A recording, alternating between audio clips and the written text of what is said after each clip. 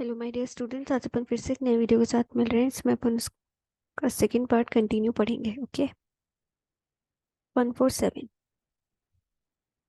metals which are important in living organisms.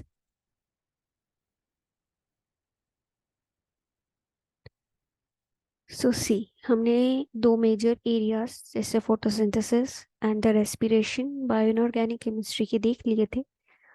आज हम पढ़ेंगे metals and the non metals in the biological system. तो basically दो पढ़ने हैं, एसेंशियल नॉन एसेंशियल एलिमेंट्स।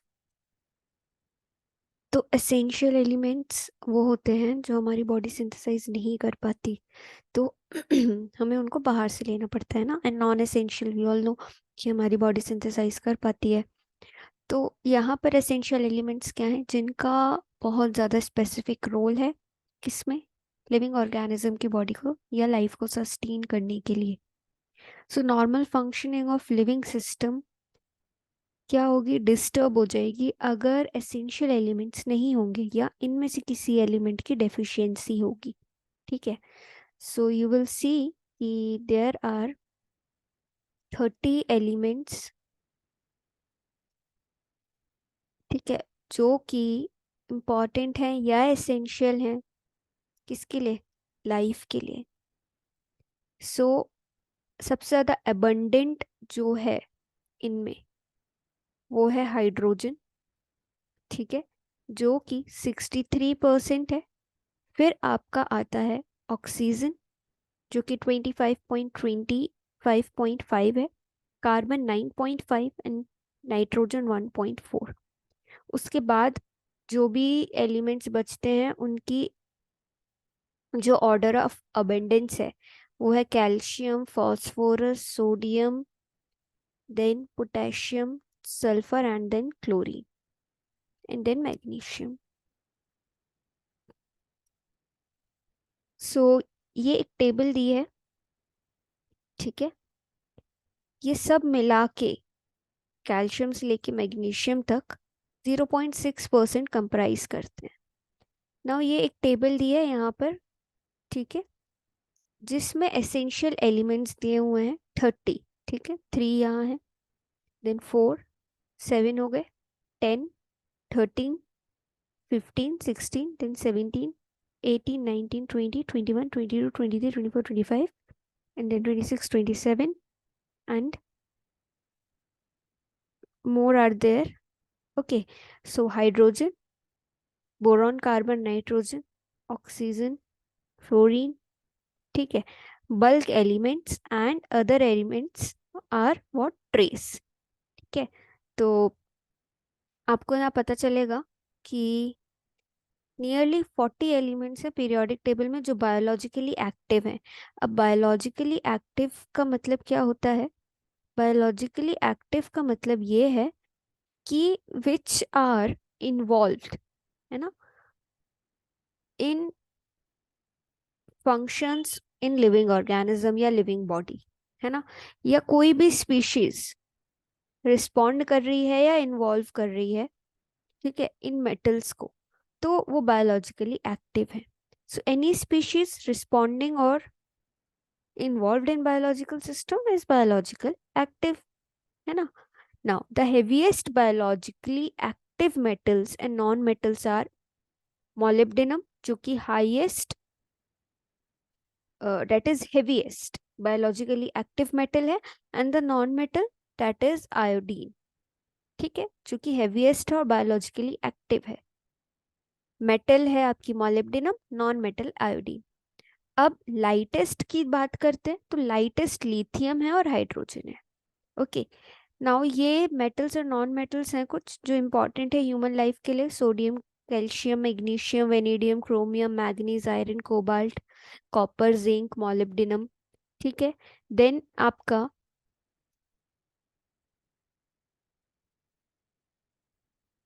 फिर क्या है नॉन मेटल्स में? Hydrogen, carbon, nitrogen, oxygen, phosphorus, sulphur, selenium etcetera. अब इनमें से, है ना, द 11 मोस्ट abundant एलिमेंट्स हैं हाइड्रोजन, ऑक्सीजन, कार्बन, नाइट्रोजन से क्लोरीन तक, 7 जो कि लेस अबंडेंट है वो है manganese, iron, cobalt, copper, zinc, molybdenum and iodine. ठीक है, जो कि अल्ट्रा ट्रेस में इनके अलावा एलिमेंट्स होंगे वो अल्ट्रा ट्रेस में होंगे। ठीक है, नाउ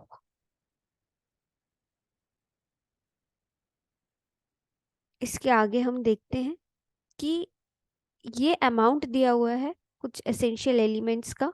ठीक है, जो कि एक 70 kg मैन में प्रेजेंट होने चाहिए। नाउ हम यहाँ देखते हैं कि इनका रोल क्या है। ठीक है, एक एक मेटल का। So hydrogen, oxygen, carbon, water सबसे ज़्यादा इम्पोर्टेंट लाइफ के लिए, कार्बोहाइड्रेट में, प्रोटीन्स में, इन सब में ये तीनों चीज़ें प्रेजेंट होती हैं।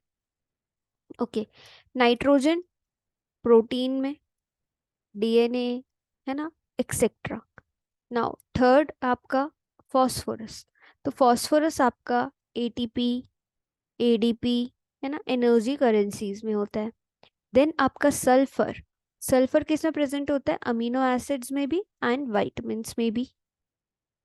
ठीक है, देन आपका सोडियम, पोटेशियम, मैग्नीशियम, क्लोरीन, ये सब किस में प्रेजेंट है? साइटोप्लाज्म में तो प्रेजेंट है ही, और बॉडी फ्लूइड्स में भी ये प्रेजेंट होते हैं। देन आपका सोडियम आयन मेजर कंपोनेंट है किसका? एक्स्ट्रा सेलुलर फ्लूइड का। ठीक है, पोटेशियम इंट्रासेलुलर फ्लूइड का है, पोटेशियम इंट्रासेलुलर फ्लूइड का है। Now together they act as charge carriers और ऑस्मोटिक बैलेंस मेंटेन करते हैं, ये हमने छोटी क्लासेस में भी मेन पढ़ा हुआ है। Now the acid base equilibrium is maintained by them. Also, they control sensitivity of nerves and muscles along with what? Calcium and magnesium ion. Now you all know that कि calcium का bones में बहुत ज़्यादा role है। फिर magnesium आता है ना, तो मैग्नीशियम किस में पाया जाता है? न्यूक्लिक एसिड में पाया जाता है। और क्लोरोफिल का भी एक बहुत इंपॉर्टेंट कंपोनेंट या मेटल कहना चाहिए हमें जो प्रेजेंट है वो मैग्नीशियम होता है। ठीक है, नाउ कैल्शियम बोन्स के लिए है, टीथ के लिए है, और क्या करता है? हार्ट बीट की जो रिदम है ना, लब डब, उसको मेंटेन करता है। एंड फाइब्रिनोजेन को फाइब्रिन्स में कन्वर्ट करता है। ठीक है, muscle fibres. Now it also stabilises protein structure. Now manganese and cobalt, तो ये एंजाइम से प्रेजेंट होते हैं, है ना, जैसे कि arginase involve in degradation of protein. फिर आपका कोबाल्ट विटामिन B12 में है, साइनोकोबालामिन भी हम इसको कहते हैं। कॉपर किसका? मेटेलो एंजाइम का कॉन्स्टिट्यूएंट है ना। और आयरन हीमोग्लोबिन, मायोग्लोबिन में प्रेजेंट है। हीमोग्लोबिन, हीम, मायो, एक्सेट्रा। साइटोक्रोम्स, है ना, और इलेक्ट्रॉन चार्ज कैरियर्स में भी है। जिंक किस में प्रेजेंट है? एंजाइम्स में भी है, और इंसुलिन, जैसे इंसुलिन में भी है। मॉलिब्डेनम किस में है? मॉलिब्डेनम आपका नाइट्रोजन फिक्सेशन तो करता ही है। आयोडीन क्या करता है? थायराइड, है ना, गोइटर, अगर डेफिशिएंसी या एक्सेस हो जाए तो ये सारी डिजीजेस हो सकती हैं। इसलिए इन सारी मेटल्स का एक अमाउंट फिक्स होना चाहिए। ज़्यादा होगा तो भी डिजीज, कम होगा तो भी disease. So you can see कि कितना इम्पोर्टेंट है इनके फंक्शंस और इनके बारे में हमें जानना। अब हम एलिमेंट्स, इन एलिमेंट्स को दो वे में क्लासिफाई कर सकते हैं। एक according to their functions, functions के अकॉर्डिंग हम करेंगे तो एक्स्ट्रा सेलुलर फ्लूइड में या सेल मेम्ब्रेन के बाहर जो एलिमेंट्स प्रेजेंट हैं वो हैं calcium, sodium, copper, molybdenum, chlorine and aluminium. अब इनसाइड जो प्रेजेंट है सेल मेम्ब्रेन के अंदर, मतलब साइटोप्लाज्म में, वो है potassium, manganese, magnesium, cobalt, zinc, phosphorus, sulphur. अब ये क्या हो सकता है? ऑर्गेनिल, सेल ऑर्गेनिल के अंदर भी प्रेजेंट हो सकते हैं, तो उनमें ये एलिमेंट्स आते हैं, iron, cobalt, magnesium, zinc, manganese, phosphorus, sulphur. Now अब हम इनको क्लासिफाई कर सकते हैं according to their mechanism of action. तो अगर उस बेसिस पे हम क्लासिफाई करेंगे तो हमें ये 4 टाइप के मिलेंगे। सबसे पहला एसेंशियल एलिमेंट्स, ठीक है, जो कि लाइफ प्रोसेसेस के लिए इंपॉर्टेंट है और लार्ज क्वांटिटी में रिक्वायर्ड है, oxygen, carbon, hydrogen, sodium, potassium, magnesium, calcium, sulphur, nitrogen, phosphorus. Trace elements जो कि एसेंशियल हैं बट कम मात्रा में प्रेजेंट है, जैसे iron, cobalt, manganese, molybdenum, copper, zinc, iodine. Non essential means they are present in the biosystem, तो इनकी absence में भी लेकिन कुछ प्रॉब्लम्स हमें हो सकती हैं, जैसे एल्यूमिनियम, बेरियम, स्ट्रॉन्शियम। अब toxic, so toxic means they are very very harmful for living system. वो हो सकते हैं आपके लेड, लेड बहुत टॉक्सिक है। मर्क्यूरी, मर्क्यूरी से डिजीज होती है, ठीक है। Cadmium highly toxic, arsenic toxic. So these are some of the metals, non-metals, which are important, essential, trace, non-essential and toxic, है ना। तो इनका क्लासिफिकेशंस हमने देखा। इसके बाद एक और छोटा सा टॉपिक आता है, वो है biomolecules. So you all know कि बायोमोलिक्यूल्स, है ना, अगेन कि एक या एक से ज़्यादा अगर आपकी मेटल्स प्रेजेंट हैं तो उसके लिए एक टर्म यूज करते हैं, उसको हम बोलते हैं मेटेलो बायोमोलिक्यूल्स। तो ऐसे मॉलिक्यूल्स जो लिविंग सिस्टम के लिए इंपॉर्टेंट है, कार्बन, हाइड्रोजन, ऑक्सीजन एक्सेट्रा, वही बायोमोलिक्यूल्स हैं। तो ये क्या है, नेचुरल प्रोडक्ट्स हैं, है ना, एंड यूजुअली कोऑर्डिनेशन कंपाउंड्स के फॉर्म में या कॉम्प्लेक्स के फॉर्म में मिलते हैं, जिनकी एक्टिव साइड अलग अलग प्रोसेसेस के लिए यूज होती है, जैसे इलेक्ट्रॉन ट्रांसफर के लिए, है ना, कैटालिसिस के लिए एक्सेट्रा। नाउ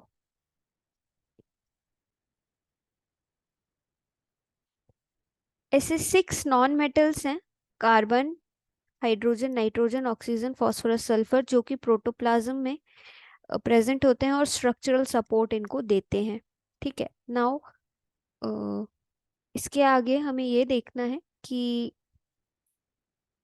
मेटल बायोमोलिक्यूल्स का एक ये बहुत अच्छा चार्ट है, इससे सब कुछ क्लियर है एंड इतना सफिशिएंट है, ठीक है।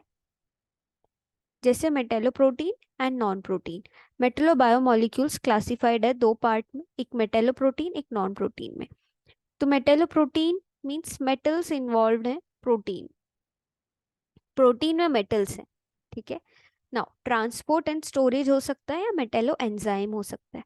इलेक्ट्रॉन ट्रांसपोर्ट के लिए जैसे आयरन मेटल है, आयरन सल्फर है, कॉपर ब्लू है, ठीक है, electron transport. Dioxygen management के लिए हीमोग्लोबिन, मायोग्लोबिन में जो प्रेजेंट है आयरन, आयरन एंड हीमोसाइनिन एक होता है उसमें कॉपर। मेटल मैनेजमेंट में ferritin, transferrin, iron, iron present है। तो बेसिकली इनमें आयरन एंड कॉपर का ज्यादा रोल है। फिर मेटेलो एंजाइम, तो मेटेलो एंजाइम में एंजाइम्स ऐसे जिनमें मेटल्स यूज हो रही है, हाइड्रोलेज, ऑक्सीडो रिडक्टेज, है ना। तो हाइड्रोलेज मतलब वाटर की प्रेजेंस में हाइड्रोलिसिस, है ना। एज मतलब जब भी आता है तो वो एंजाइम होता है, जैसे फॉस्फेटेज, इसमें मैग्नीशियम है, अमीनो पेप्टाइडेज जिसमें मैग्नीशियम, जिंक है। ऑक्सीडो रिडक्टेज मतलब ऑक्सीडेशन रिडक्शन करा रहा है। तो ये सारे एग्जाम्पल्स आपके दिए हुए हैं, ट्रांसफरेज, है ना, आइसोमरेज, लाइएज, लाइगेज, लाइगेज मतलब 2 चीज़ों को जोड़ रहा है। देन नॉन प्रोटीन, तो नॉन प्रोटीन में आपका फोटो रिडॉक्स में सबसे पहले क्लोरोफिल का एग्जाम्पल दे सकते हो, किसमें, नॉन प्रोटीन्स में। फिर मेटल स्टोरेज एंड ट्रांसफर, तो उसमें आयरन का दे सकते हो आप। तो ये हमारा था बायोमोलिक्यूल्स और मेटल्स का और नॉन मेटल्स का क्या क्या फंक्शन था, वो हमने देखा। ओके, तो इसके बाद हम पढ़ेंगे trace and the toxic metals. Okay, that will be the last part of it, and then we will be over with the unit what, metals in the biological system. Then we will see unit 6, that is functions of the S block elements and then role of iron in oxygen support. So thank you, I hope आप लोगों को समझ आया होगा. Keep learning.